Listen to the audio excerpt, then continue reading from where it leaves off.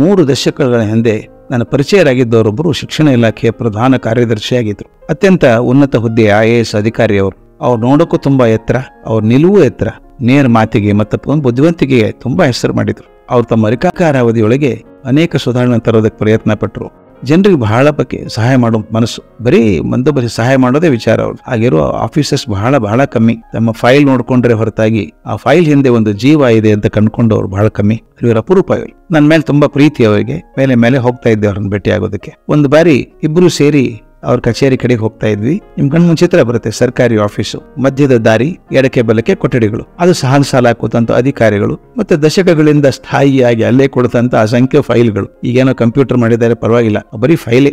ಆ ಕಡತಗಳ ರಾಶಿ ಒಳಗೆ ಮನುಷ್ಯರ ಮುಖ ಕಾಣೋದೇ ಕಷ್ಟ. ನಾವು ಹಿಂಗ್ ಹೋಗ್ತಿರ್ಬೇಕಾದ್ರೆ ಈ ಪ್ರಧಾನ ಕಾರ್ಯದರ್ಶಿಗಳು ಥಟ್ಟನೆ ಒಂದು ಕೋಣೆ ಮುಂದೆ ನಿಂತ್ಕೊಂಡ್ರು. ಹೆಂಗ್ ಬಾಗಿಸಿ ಹಿಂದೆ ನೋಡಿ ಕೊಠಡಿ ಒಳಗೆ ಎಣಿಕೆ ನೋಡಿದ್ರು. ಅಲ್ಲಿಯೂ ಅದೇ ಸನ್ನಿವೇಶ. ಬಾಗಿಲಿದ್ರಿಗೆ ಒಬ್ರು ಅಂಡರ್ ಸೆಕ್ರೆಟರಿ ಕೂತಿದ್ದಾರೆ.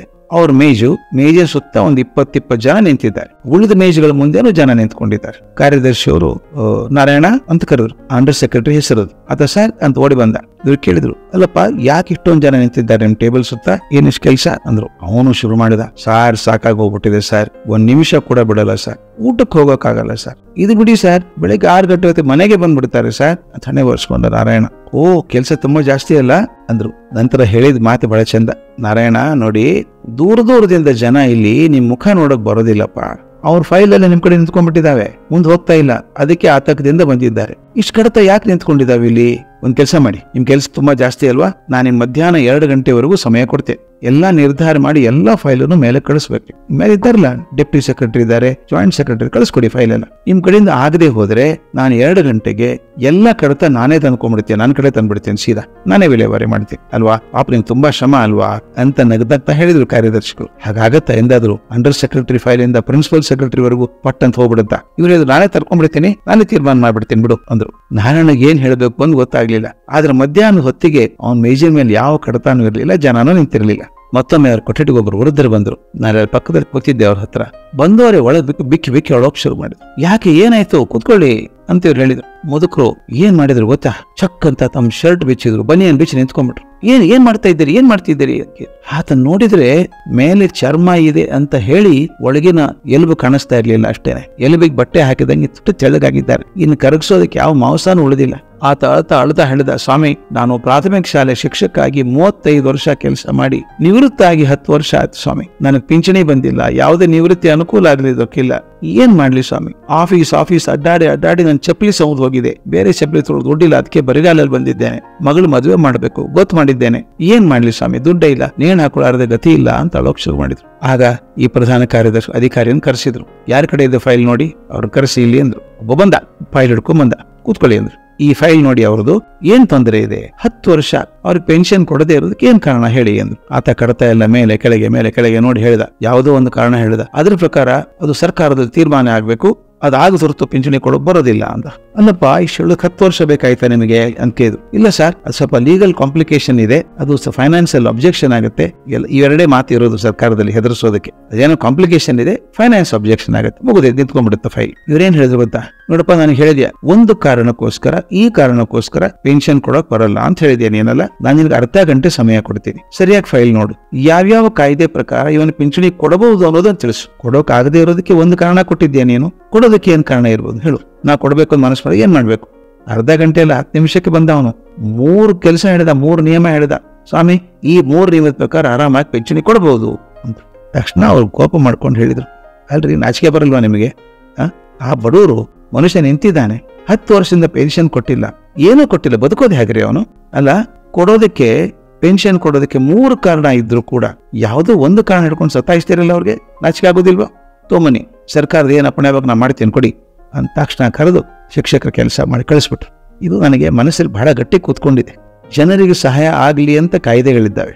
ಕಾಯ್ದೆಗೋಸ್ಕರ ಜನ ಅಲ್ಲ, ಜನರಿಗೋಸ್ಕರ ಕಾಯ್ದೆ. ಅವನು ಸರಿಯಾಗಿ ಜನರಿಗೆ ಮುಟ್ಸೋದಕ್ಕೆ ಅಧಿಕಾರಿಗಳಿದ್ದಾರೆ. ಆದರೆ ಕೆಲವರು ಆ ಕಾಯ್ದೆಗಳನ್ನ ಶೋಷಣೆ ಅಸ್ತ್ರವನ್ನಾಗಿ ಮಾಡ್ಕೊಂಡಿದ್ದಾರೆ. ಇವರು ಸರ್ಕಾರಿ ಸೇವಕರು ಅನ್ನೋದು ಹೇಗೆ? ಅವ್ರಿಗೆ ಮತ್ತೆ ಹೋಗಿದೆ. ಎಷ್ಟೋ ಸಲ ನಾನು ಹೇಳ್ತೀನಿ, ಆನ್ ಇಂಡಿಯಾ ಗವರ್ಮೆಂಟ್ ಸರ್ವಿಸ್ ಅಂತ ಇದೆ. ಸರ್ಕಾರಿ ಸೇವಕರು ನೀವು, ಸರ್ಕಾರದ ಯಜಮಾನರಲ್ಲ. ಯಜಮಾನರು ಜನರು, ಯಜಮಾನರಿಗೆ ಸಹಾಯ ಮಾಡೋದಕ್ಕೆ ಇರುವಂತ ಸೇವಕರು ನಾವು.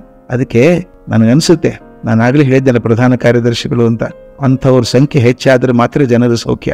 ಇಲ್ಲದೆ ಹೋದರೆ ಸರ್ಕಾರ ಯಾರ ಕೈಗೂ ಸಿಲ್ಲದಂಥ ಕಡಲೆಕಾಯಿ ಇದ್ದಾಗೆ. ನಾನು ನೋಡಿದ್ದೇನೆ, ನಾವಿಷ್ಟು ವರ್ಷ ಬೆಂಗಳೂರಲ್ಲೇ ಇದ್ದು ಇಷ್ಟು ಜನ ಪರಿಚಯ ಇದ್ರೂ ಕೂಡ ಫೈಲ್ಗಳು ಮುಂದೆ ಹೋಗೋದೇ ಇಲ್ಲಲ್ಲ. ನಮಗೆ ಹಿಂಗಾಗ್ತಿರ್ಬೇಕಾದ್ರೆ ಎಲ್ಲೂ ಊರಿಂದ ಬಂದಂಥ ರೈತ, ಒದ್ದಾಡುವಂಥ ಮನುಷ್ಯ, ಬಡವ, ಅವನು ಫೈಲ್ ಹೆಂಗ್ ಸಿಕ್ಕಿತು, ನ್ಯಾಯ ಹೆಂಗ್ ಸಿಕ್ಕಿತು ಅಂತ ಅನ್ಕೊಂಡಾಗ ನನಗೆ ಗುಂಡಪ್ಪನವ್ರ ಮಾತು ನೆನಪಾಗತ್ತೆ. ಗುಂಡಪ್ಪನವ್ರ ಹಿಂದೆ ಬರೆದ್ರು, ಸ್ವಾತಂತ್ರ್ಯ ಪೂರ್ವದಲ್ಲೇ ಬರೆದಂಥ ಮಾತು, ಸರಕಾರ ಹರಿಗೋಲು ತೆರೆ ಸುಳಿಗಳತ್ತಿತ್ತ, ಸೂರ್ಯ ಕುಡಿದ ಕೆಲರು ಹುಟ್ಟು ಹಾಕುವರು, ಬಿರುಗಾಳಿ ಬೀಸುವುದು ಜನ ಎದ್ದು ಕುಣಿಯುವುದು, ಮುಳುಗದಿ ಹೋದ ಚೆರಿಯೋ ಮಂಕುತಿಮ್ಮ ಅಂತ. ಸರ್ಕಾರ ಅಂದ್ರೆ ಏನ್ ಹೇಳಿ? ಒಂದು ಹರಿಗೋಲು. ನಾವೇ ಎಲ್ಲ ಹಡಗಲ್ಲ, ತೆಪ್ಪ, ಬಿದಿರಿನ ಬುಟ್ಟಿ ಅದು ಸರ್ಕಾರ ಹರಿಗೋಲು. ಭದ್ರ ಇಲ್ಲ ಅದು, ಏನೋ ಬುಟ್ಟಿ ಒಂದು ಪ್ಲಾಸ್ಟಿಕ್ ಹಾಳೆ ಹಾಕಿದ್ದಾರೆ, ಅದು ಕೂತ್ಕೋಬೇಕು. ಯಾವಾಗ ತೂತು ಬೀಳುತ್ತೋ ಯಾವ ನೀರು ಬರುತ್ತೋ, ಮತ್ತೆ ಅದು ಹಿಂಗೆ ವಾಲಿದ್ರೆ ದೊಡ್ಡ ಒಲ್ಲು ಮುಳುಗಿ ಹೋಗ್ತಾರೆ ಎಲ್ಲ. ಸರಕಾರ ಹರಿಗೋಲು. ನೀರೆಂತದಿದೆ? ಶಾಂತವಾಗಿದೆಯಾ?